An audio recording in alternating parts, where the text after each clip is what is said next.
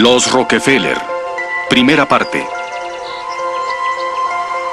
Temían las tentaciones de la riqueza, pero un visitante describió su propiedad como el sitio que Dios habría creado si hubiera tenido dinero. Amasaron una fortuna que agravió a una nación democrática y luego la repartieron, reformando Norteamérica. Fueron lo más cercano a una familia real, pero los Rockefeller rehuían al público, refugiándose tras los muros de su palaciego hogar en Pocántico, Nueva York.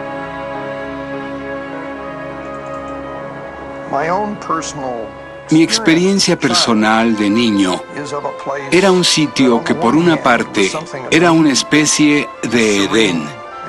Era sereno y hermoso. Cuando crecimos, muchos de nosotros empezamos a percibir a Pocántico como una especie de prisión que nos apartaba del mundo exterior. La familia se sintió acosada por la controversia en torno a John D. Rockefeller, rey de Standard Oil.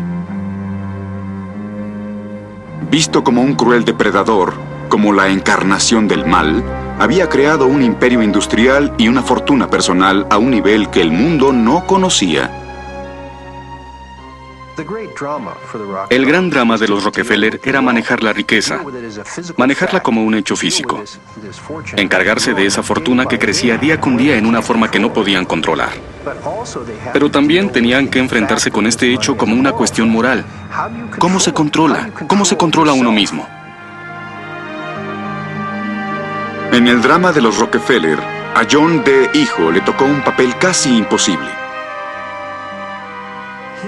Aquí estaba el hijo de uno de los empresarios más controvertidos de Norteamérica, que tenía que hallar a base de carácter una forma para cambiar la imagen y la dirección de la familia sin repudiar abiertamente al padre que amaba. En su lucha por la redención y por la respetabilidad, John D. hijo llevaría a la familia al pináculo del poder norteamericano. Uno de sus hijos lucharía por el premio mayor, la presidencia, provocando en otra generación ira y hostilidad. Hay 1.000.000 de preguntas que tendrá que responder, señor Rockefeller, porque usted y sus hermanos son un problema para el país. Durante más de un siglo, la riqueza y la influencia de los Rockefeller atrajeron atención y sospecha, amenazando con dividir a la familia.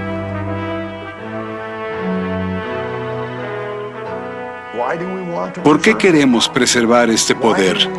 ¿Por qué queremos dedicar nuestras vidas a conservar estas instituciones que fueron creadas por la familia? ¿Cuál es el propósito de todo esto? Creo que para nosotros es darnos cuenta que el verdadero dilema es la integración del poder con la bondad.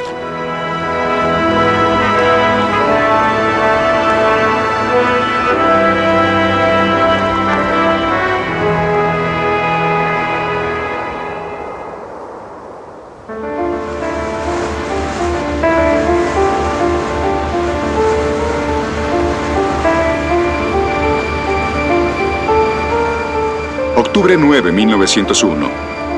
El yate El Pato Salvaje zarpó de Providence, Rhode Island. A bordo iba uno de los hombres más ricos de Norteamérica, John D. Rockefeller y su familia.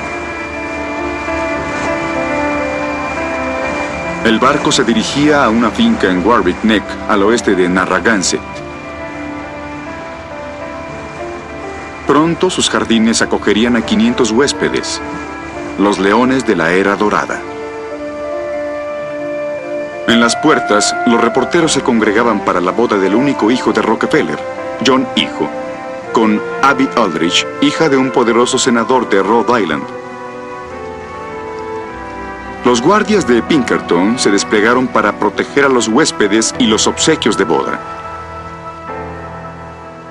Tenían otra misión más peligrosa.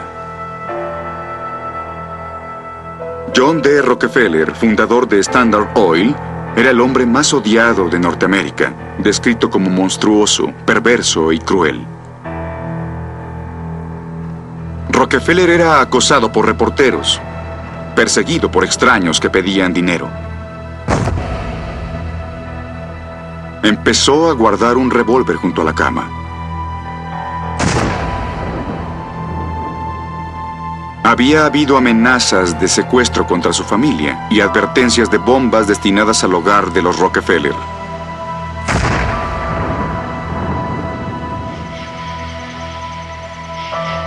Esta era una familia bajo sitio.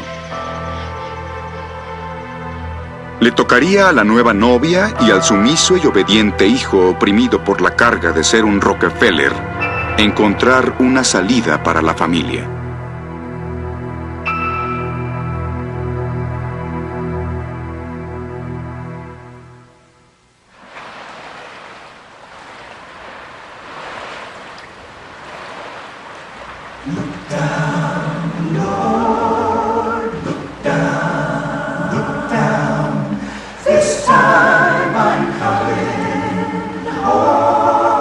A principios del siglo XIX, llamaban a esta zona de Nueva York el Distrito Ardiente.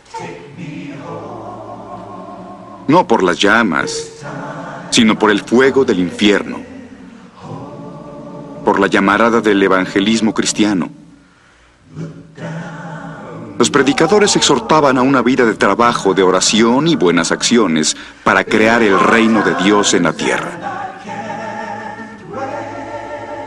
Fue en medio de este fervor evangélico que John Davidson Rockefeller nació en 1839, el segundo de 5 hijos.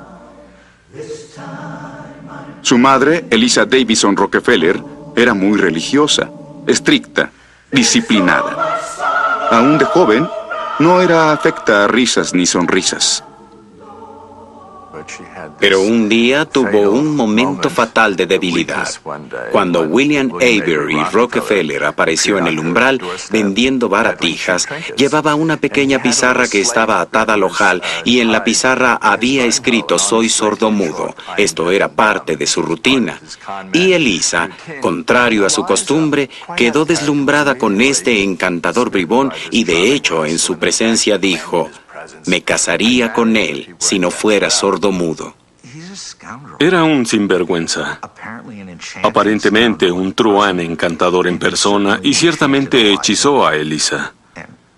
Y aparentemente a muchas otras mujeres también, como corresponde a todo truán.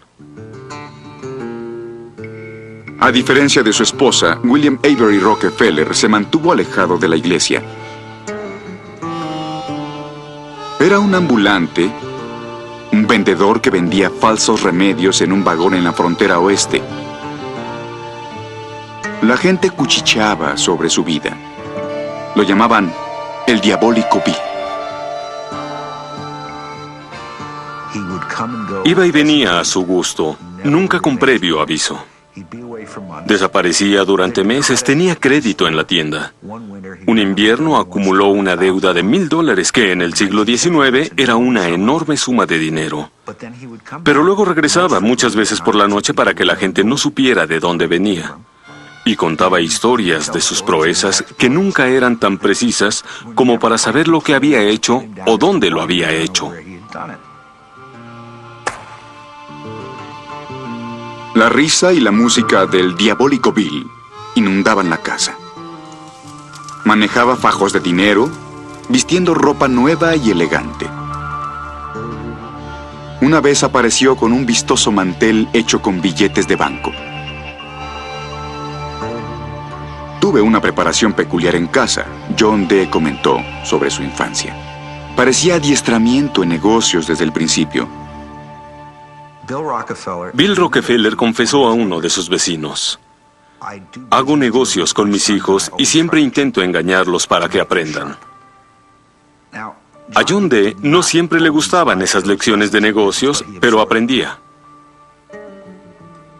Su padre le prestaba dinero, a la tasa de interés imperante.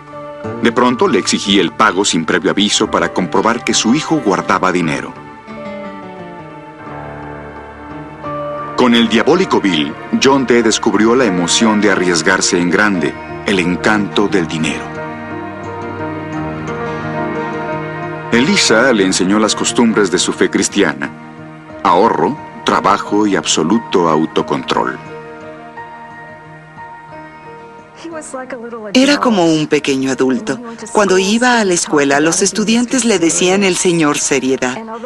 Y aunque tenía un maravilloso sentido del humor, que era muy incisivo, casi siempre se comportaba con rigidez, gustaba del orden, al igual que su madre. Todo se hacía siguiendo un programa. Había una recompensa por un buen comportamiento y sacrificio por uno malo.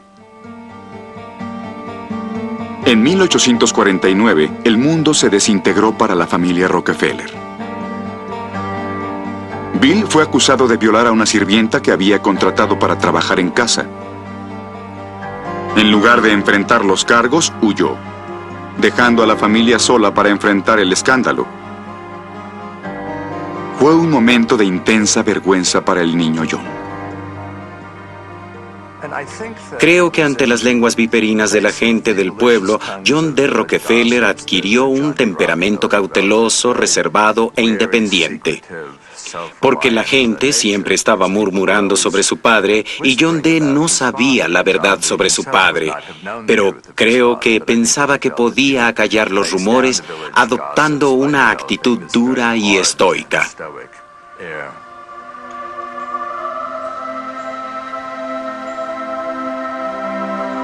Elisa y sus 5 hijos se refugiaron en la iglesia bautista.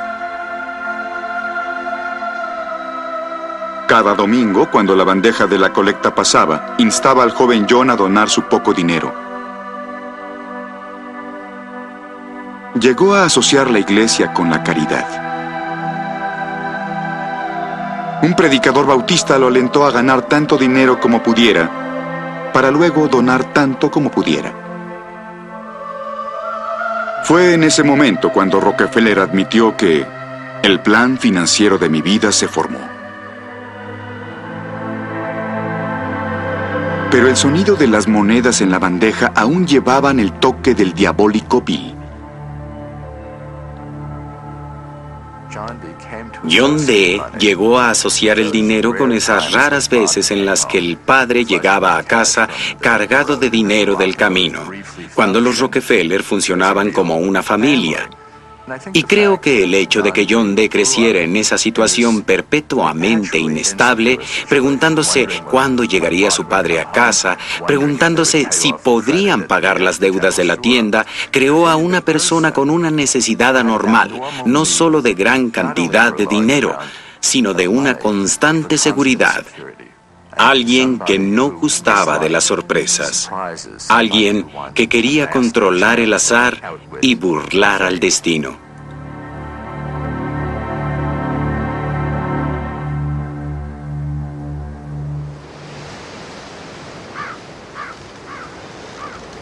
El destino le deparaba a John D. una sorpresa más. Descubrió que su padre se casó por segunda vez con un nombre falso. Para proteger a su madre de la vergüenza, John mantuvo la bigamia en secreto. Para seguir con su doble vida, Bill mudó a la familia a Cleveland. Luego desapareció otra vez, dejándolos solos en la nueva ciudad. Y esto hizo que las relaciones entre John D. y su padre se enfriaran. Creo que a la larga, el efecto fue que John decidiera llevar una vida tan diferente a la de su padre como pudiera, sin abandonar las cosas que consideraba valiosas y que su padre le había enseñado, como los negocios. John deseaba ir a la universidad, pero dejó la escuela y empezó a buscar trabajo para mantener a la familia.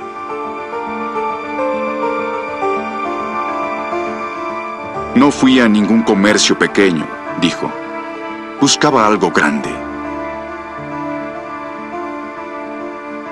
Encontró un trabajo como asistente de contador y se entregó a él con la intensidad de un misionero. Desde que empezó a trabajar, no había nada superficial o frívolo en este joven de 16 años. Cuidadosamente revisaba cada factura y saltaba ante errores hasta de unos cuantos centavos. Le sorprendía la negligencia y la ineficacia de sus jefes, que eran mucho más experimentados. Y creo que eso fue lo que distinguió a Rockefeller desde esa edad. No tanto una inteligencia arrolladora, sino la forma sistemática, cuidadosa y minuciosa con la que hacía las cosas. John empezó a llevar un libro de cuentas, anotando cada gasto, grande y pequeño. Para él, los números eran sagrados. El libro de John Dee se convirtió en una especie de conciencia, diría yo. Registraba sus contribuciones a varias causas: a la iglesia, cada centavo que daba a una niña pobre que veía en la calle, a las causas abolicionistas, y lo usaría durante toda su vida como una forma para evaluarse. Renglón tras renglón, al crecer sus ingresos, su ambición aumentaba.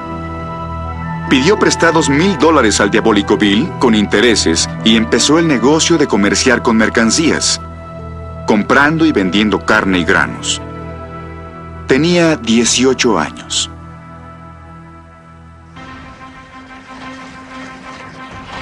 Un año después, eso grande que buscaba apareció, en los remotos bosques de Pensilvania.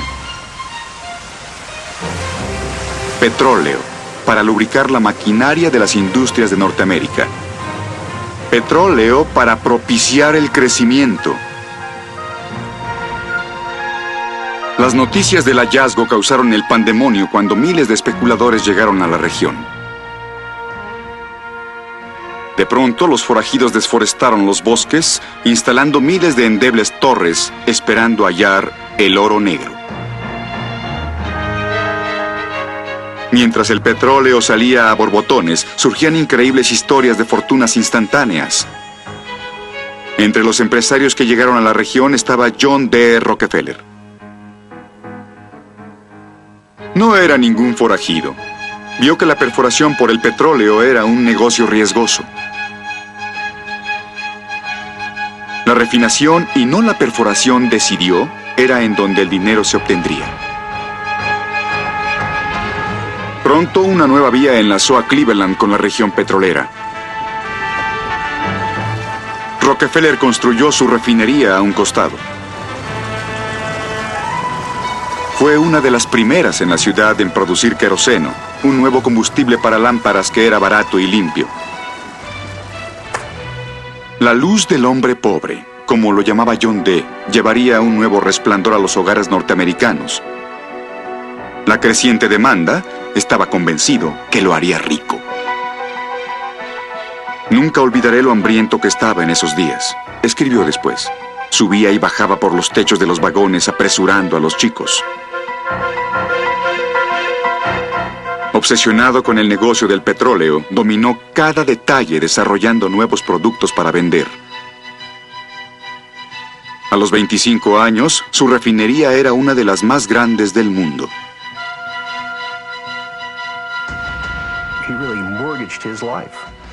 Realmente hipotecó su vida por completo. Pidió prestados decenas de miles de dólares, equivalentes a los millones de hoy. Tenía el poder de esa visión de que aquí estaba su destino. Aquí estaba el destino del país, que el país iba a remontarse a la grandeza en esta marejada de petróleo. Y constantemente sentía que inevitablemente triunfaría de forma fundamental. Honestamente creía que tenía vocación para hacer dinero, que era un don que le había sido conferido por Dios. Así como algunas personas cantan ópera y otras pintan bellamente, él tenía una aptitud especial para adquirir riqueza y pensaba que era un obsequio de Dios.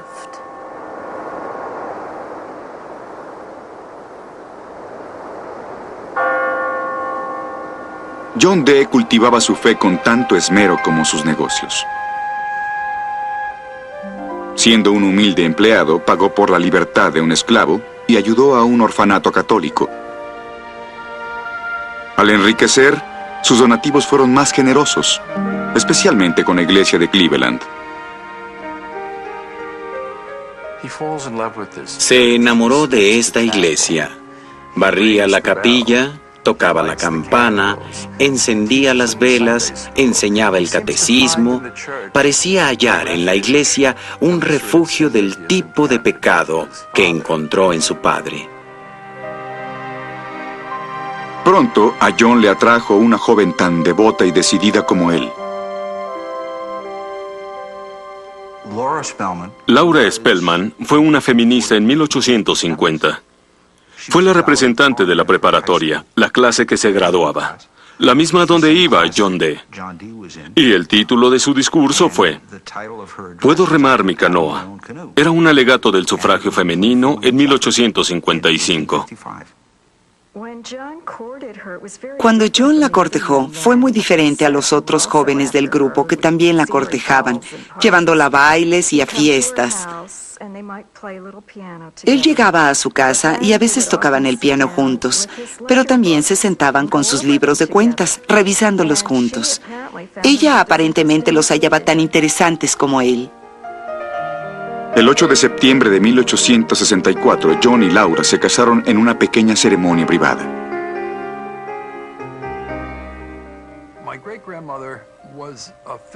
Mi bisabuela era una persona que tal vez llevaba un poco de infierno y fuego en su filosofía, que básicamente creía que por tus acciones irás al cielo. Por lo tanto, uno podía ir al infierno si no estaba adecuadamente motivado y realizado. Como su devota madre, Laura reforzaba la creencia de John de que estaba haciendo el trabajo de Dios, no solo en la iglesia, sino en los negocios. El futuro de Rockefeller, sin embargo, estaba ligado a una industria con problemas. Tantos pozos se abrían, se lamentaba, que el precio del petróleo seguía cayendo, pero continuaban perforando.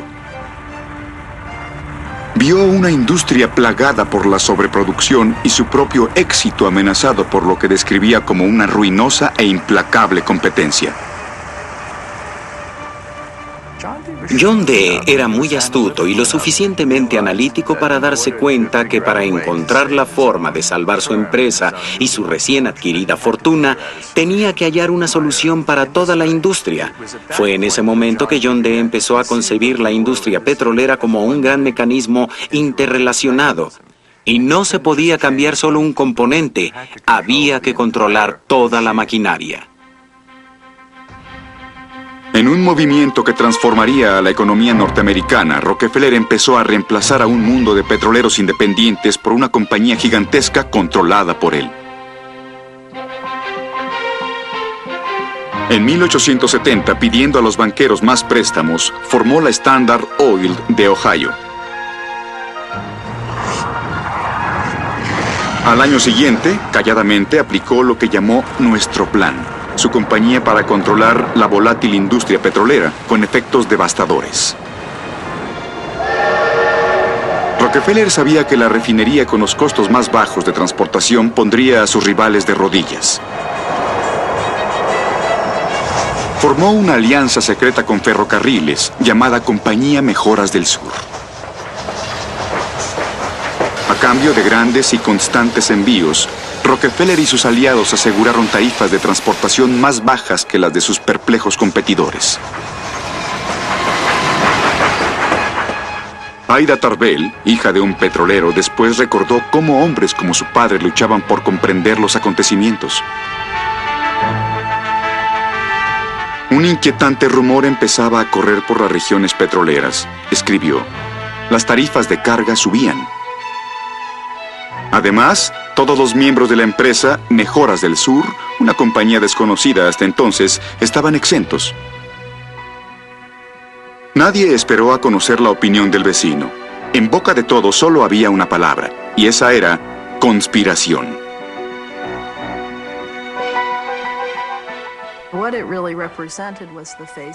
Lo que en realidad significaba era el rostro del monopolio.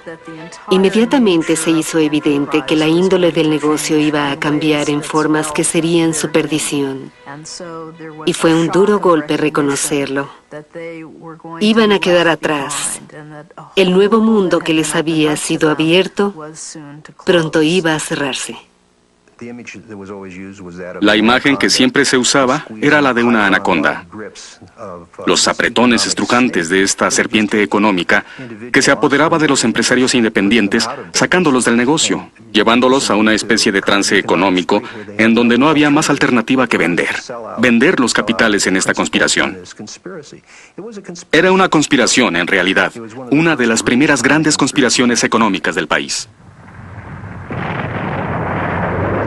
En un esfuerzo por frustrar el plan, muchos independientes se rehusaron a vender petróleo crudo a Rockefeller y asociados.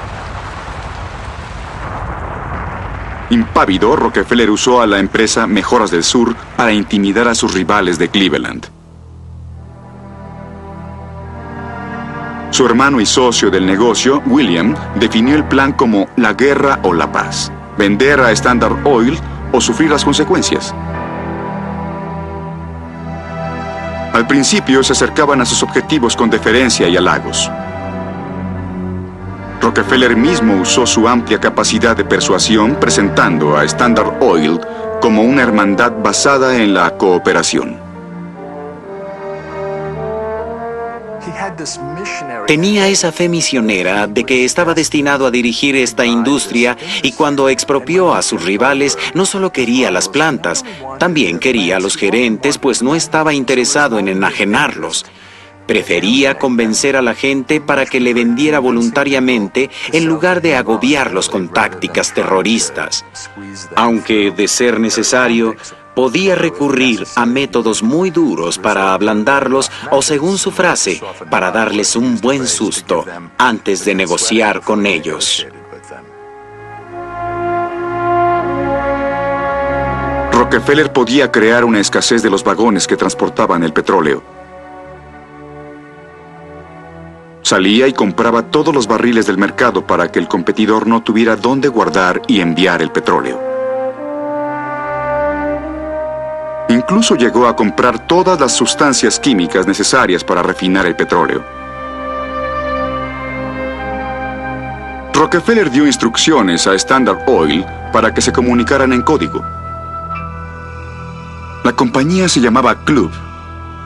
A John D. Rockefeller lo llamaban Chowder. Uno de los objetivos de Rockefeller era hacer creer que los refinadores que estaban acribillando los precios y actuando como competidores eran en realidad parte del imperio de Rockefeller. En solo 2 meses, se apoderaron de 22 de las 26 refinerías de Cleveland, demostrando la determinación que lo convertiría en la maravilla y en el terror de las empresas norteamericanas. Nadie conocía el sonido de su voz. Nadie lo había oído. Se amuralló y la gente que lo conocía, la gente que sabía que era implacable, tenía motivos para creerlo, porque ¿cómo iban a enfrentarse a alguien que no dudaba de sí mismo? A alguien que tenía una visión y que no tenía escrúpulos para alcanzarla, porque no cree estar equivocado. Cuando se decidía, más valía que vendieran la empresa porque iba a ser parte de Standard Oil. Metódicamente y en secreto, John D. Rockefeller estaba haciendo más que transformar una industria. Estaba cambiando para siempre la forma de negociar en Norteamérica. El día de las asociaciones ha llegado, declaró. El individualismo ha desaparecido para nunca volver. Para 1879, cuando Rockefeller tenía 40 años, controlaba el 90% de las refinerías de petróleo del mundo. En unos años controlaba 90% de la comercialización del petróleo y la tercera parte de los pozos petroleros. Este hombre tan joven controlaba lo que era no solo un monopolio nacional, sino internacional, de un producto que se convertiría en el punto estratégico más importante de la economía mundial.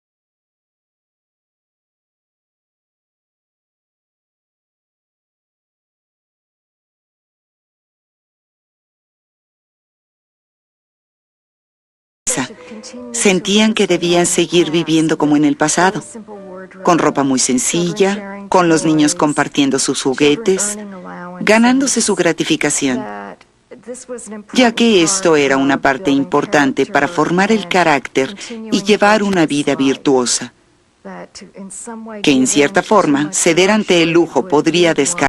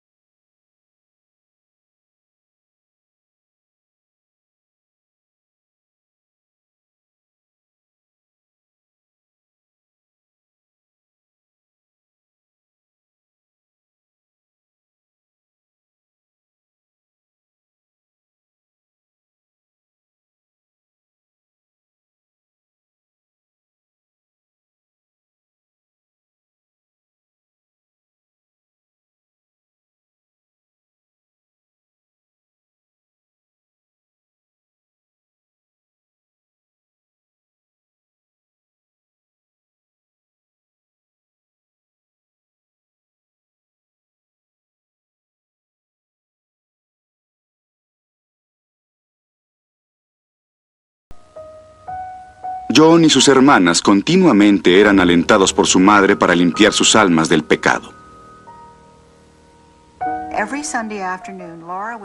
Cada domingo por la tarde, Laura se sentaba con los niños y analizaban lo que ella llamaba sus malas acciones de la semana. Y eso eran los pecados principales. Y la idea era examinar lo que habían hecho y básicamente pedir perdón y analizar cómo podían mejorar su comportamiento la siguiente semana. La lección más importante que enseñó a los niños fue: ¿cuál es tu misión? Y eso será lo que guiará tu vida, servir a los demás. No estás aquí para tu propio gozo ni tampoco para orar. Tienes un propósito que va más allá. Laura era quien disciplinaba a la familia, y John D., padre, era un complaciente, alegre e indulgente padre. Jugaba con los niños, con su hijo. Le enseñaba a patinar, Cuando crecieron, ataba un pañuelo blanco a la parte trasera del cinturón y guiaba a los niños en bicicleta por toda la finca.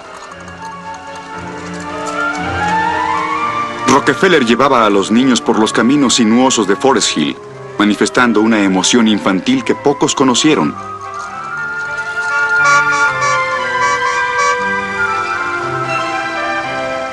Le gustaba jugar, fascinando a los niños con audaces maniobras, repentinos empujones e inesperados virajes, seguidos por gritos de alegría cuando ganaba.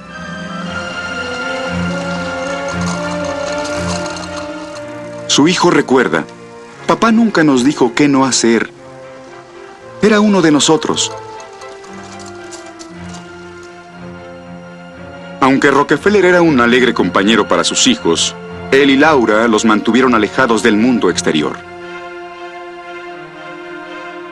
Íbamos poco, prácticamente nunca, a las casas de los vecinos, recuerda John hijo. No tuvimos amigos de infancia ni amigos de escuela.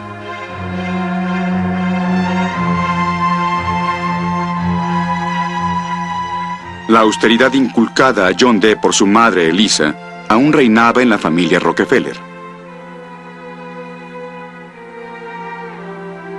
A los 76 años, inmóvil por una apoplejía, murió con su hijo mayor a su lado. Nunca supo que su marido tenía otra esposa. Rockefeller esperaba que su padre asistiera al funeral. Cuando Bill no apareció, fue la última gota.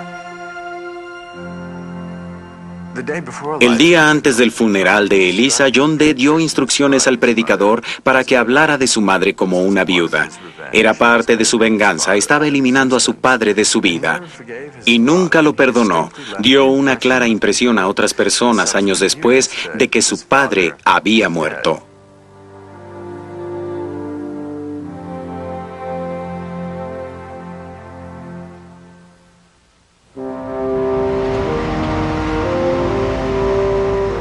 En 1883, Rockefeller mudó a la familia a Nueva York, centro de la floreciente economía de Norteamérica. El rey de Standard Oil empezó a transformar su empresa en algo más grande y poderoso de lo que el mundo jamás había visto. Rockefeller reinaba en un mosaico de empresas difíciles de manejar. Buscaba una forma para eludir la ley que prohibía fusionar las operaciones de negocios en diferentes estados. Su solución fue que los accionistas de 40 empresas cambiaran sus acciones por certificados de un fideicomiso de Standard Oil.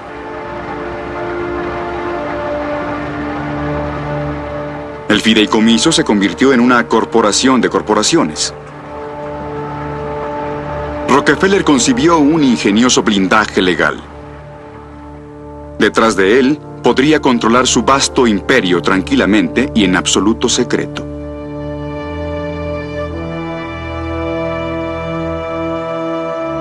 En 1885 mudó a Standard Oil a una imponente fortaleza cerca de Wall Street. El 26 de Broadway se convirtió en la dirección de negocios más famosa del mundo. También era un odiado símbolo de un monopolio tan poderoso que ninguna ley parecía poder controlarlo. Los pequeños negociantes, los norteamericanos de clase media, la gente que era independiente, que creían que el trabajo duro y el esfuerzo decidido eran el camino del éxito, veían a las corporaciones como Standard Oil de magnitud sin precedentes y sentían temor, y esa sensación imperaba y la hostilidad era intensa. Rockefeller se veía como un profeta de un nuevo orden. Él lo llamaba cooperación. Sus críticos lo llamaron monopolio. Su compañía sería la primera gran corporación multinacional, eficiente y estable, con vastas economías de escala. Durante los primeros 20 años de Standard Oil, John D. Rockefeller consiguió bajar el precio del queroseno de 23 centavos el galón a 7 centavos el galón y logró mejorar la calidad del producto. Al mismo tiempo era un monopolista, un duro y a veces poco escrupuloso monopolista, pero también era un astuto y emprendedor empresario. Nunca le complacía nada y era una de las razones para justificar los duros métodos que empleaba. Rockefeller quería permanecer invisible, pero ejercía tal poder que se convirtió en un imán de la sospecha. Audiencias, investigaciones y juicios empezaron a desafiar el imperio de Standard Oil. John D. fue llamado a atestiguar en foro tras foro. Era un testigo difícil de atrapar, porque por un lado era verbalmente muy astuto en realidad y agudo en relación a su capacidad para escuchar las preguntas. Cuando se le estaba investigando sobre la compañía Mejoras del Sur, por ejemplo, un interrogador dijo algo sobre la empresa Mejoras Sureñas y se aprovechó del error en el nombre y John D. dijo, no fui parte de eso. Un reportero describió el 26 de Broadway como una cueva de piratas, una guarida de asesinos del comercio. Los reporteros que evadían a los guardias de seguridad se topaban con puertas con cerrojos especiales. El truco era girar el borde con el pulgar y el índice antes de girar el botón. Si el intruso no conocía el secreto, podía quedar atrapado entre dos puertas. La mitad de Norteamérica quería linchar a Rockefeller. La otra mitad, pedirle un préstamo. Recibía un promedio de 50 a 60,000 cartas al mes, pidiendo ayuda. Docenas de personas lo seguían por la calle. Literalmente, multitudes llegaban a las oficinas de Standard Oil, esperando que saliera. Niños pequeños, increíblemente delgados, llorando en las calles. Rockefeller se sentía abrumado. Para 1889, John D. estabilizó su fortuna en más de 40 millones de dólares. Siempre había sido un hombre generoso, pero al mismo tiempo odiaba desperdiciar un centavo. Contrató al reverendo Frederick Gates, un ministro bautista, para ayudarlo a crear nuevas reglas de filantropía. John D. empezó formalmente a reconsiderar no solo los vehículos, sino los propósitos de la caridad como una forma de rehacer la sociedad y no para mejorar el mal. Curen la fiebre escarlata y no hagan otro pabellón de fiebre escarlata en un hospital infantil. Encuentren una forma más productiva para cultivar el maíz en lugar de hacer un comedor de beneficencia. Estaba adelantado a su época y aún lo está. En los próximos años, Rockefeller apoyó la educación de la mujer negra en la Universidad de Spelman, en Atlanta. Fundó la Universidad de Chicago, el equivalente a la Liga de Universidades. Apoyó la investigación médica avanzada y las campañas de salud pública. Frederick Gates lo impulsó advirtiéndole: Señor Rockefeller, su fortuna está creciendo como una avalancha. Debe distribuirla más a prisa de lo que crece. Si no lo hace, lo aplastará a usted y a sus hijos y a los hijos de sus hijos.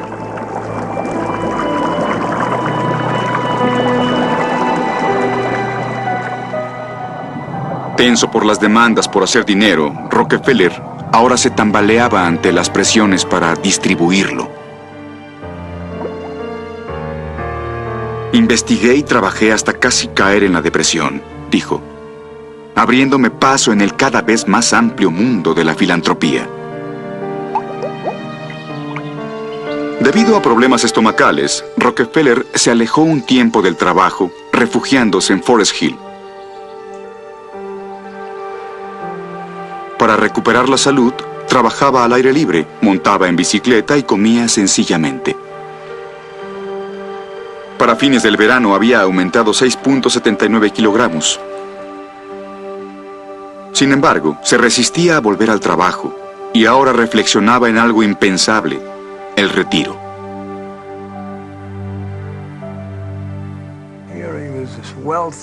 Ahí estaba ese hombre adinerado, con gran poder. Y a los 50 años renunció a todo. En la historia nunca supe de alguien que hiciera algo así y fuera feliz sin eso. Tenía una increíble integridad y confianza en sí mismo. El poder, el dinero, la posición ya no eran importantes para él. En 1897, John D. Rockefeller se retiró de Standard Oil, conservando la presidencia solo de nombre. Ningún aviso público se hizo. Pocos norteamericanos sabían que el hombre que creían responsable de manejar una de las empresas más poderosas de la Tierra había entregado las riendas. Cuando se le preguntó por qué Rockefeller conservaba el título, uno de los directores explicó: tenía que hacerlo.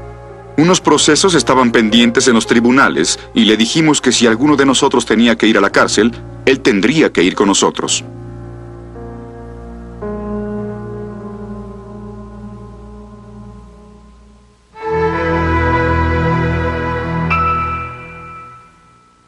Como hijo único y heredero, John D. Rockefeller, hijo, tenía una carga muy pesada. Desde pequeño se le enseñó que las responsabilidades de la fortuna familiar y el nombre quedarían a su cargo. A los 18 años, había sufrido 2 colapsos nerviosos. John D. Rockefeller hijo tenía misiones casi imposibles por delante, porque cuando alcanza la mayoría de edad, su padre había triunfado más allá de los sueños de cualquier gente, incluyendo los suyos, hasta el punto en el que el hijo no puede igualar al padre. Además, ciertamente está familiarizado con el proverbio: a los que se les ha dado mucho, mucho se les exigirá. Y cuando se convirtió en adulto, se percató de que se le había dado más que a cualquier otro. Y por supuesto, se le exigiría más que a ninguno.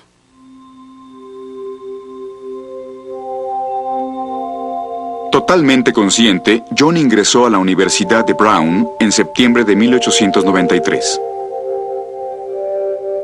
Anotaba todos sus gastos en un libro y remendaba su ropa. Poco a poco, empezó a liberarse de su estricta educación.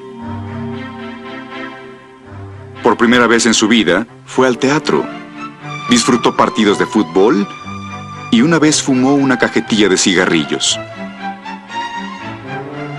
Para horror de su madre, aprendió a bailar. Pronto conoció a Abby Aldrich, una joven de Providence impávida ante su nombre o dinero.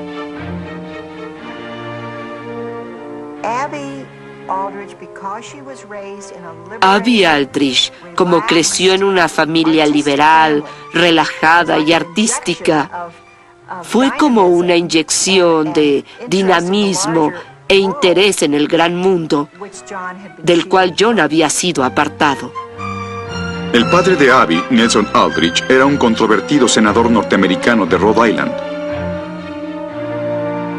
Fue ferozmente criticado por la prensa por ser representante de los grandes fideicomisos. John admiraba la habilidad de Abby de ser leal a su padre e ignorar la crítica que originaba.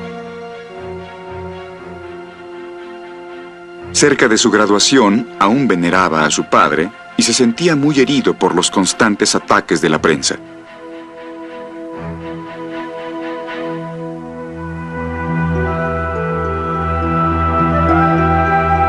En 1897, al salir de la universidad, John fue a trabajar a Standard Oil. Mi único pensamiento desde que era niño, después recordó, era ayudar a mi padre. Cuando llegó ahí, nadie se molestó en decirle cómo se esperaba que ayudara. Le dieron un escritorio, un salario y diversas tareas. Pero nadie le dijo lo que se esperaba de él. Tenía que descubrir por sí mismo cuál era su sitio en el mundo. Y tal vez eso era lo que su padre pensaba, dejarlo encontrar su propio camino. Pero en este caso, le hizo la vida más difícil al hijo. Ansioso por triunfar en algo, John decidió invertir. Confió en el consejo de un turbio especulador de Wall Street. De pronto, el cauteloso hijo perdió $1 millón del dinero de su padre. Fue a ver a su padre con lo que debió ser una terrible sensación en el estómago. Su padre reaccionó muy pacientemente. John de padre le hizo muchas preguntas y en lugar de regañarlo o reprenderlo, al final le dijo, «Está bien, John, yo me hago cargo». Vio que su hijo estaba flagelándose por el incidente y no había necesidad de castigar a un hijo que estaba castigándose a sí mismo. Temiendo que la inmensa fortuna abrumaría a su hijo, John padre le pidió a su hijo que se tranquilizara. Laura, sin embargo, lo presionó. «Eres el hijo del Rey de Reyes», le recordó, «y nunca harás nada que deshonre a tu padre, ni traicionarás al rey». John no sabía si debía casarse con Abby, y durante 4 años oró cada día por la ayuda divina. Gentilmente, su madre acabó con su agonía diciendo, «Por supuesto que amas a la señorita Aldrich, ¿por qué no vas de inmediato y se lo dices?». Ese otoño, el liberal senador Aldrich invitó a sus huéspedes a una extravagante boda. En yates privados, la élite de la sociedad dorada arribó a su finca de Rhode Island. Muchos reporteros veían esta unión de dinero y poder político en términos sombríos. Un reportero advirtió, el principal explotador del pueblo norteamericano está aliándose en matrimonio con el principal maquinador. Para los austeros y controlados Rockefeller, la nueva esposa de John sería una influencia liberadora. Cuando se casaron y John dijo, «Tendrás que llevar un libro de cuentas», ella respondió, «No, no lo haré». Y cuando le dio $1000 como obsequio de bodas, un hecho muy interesante en sí mismo, ella lo donó a una asociación de Providence. De inmediato fue evidente que ella se impondría. Abby se unió a los Rockefeller cuando estaban por entrar en el momento más doloroso de su historia. Su esposo estaría muy pronto a la luz del escrutinio público, al lado de su padre.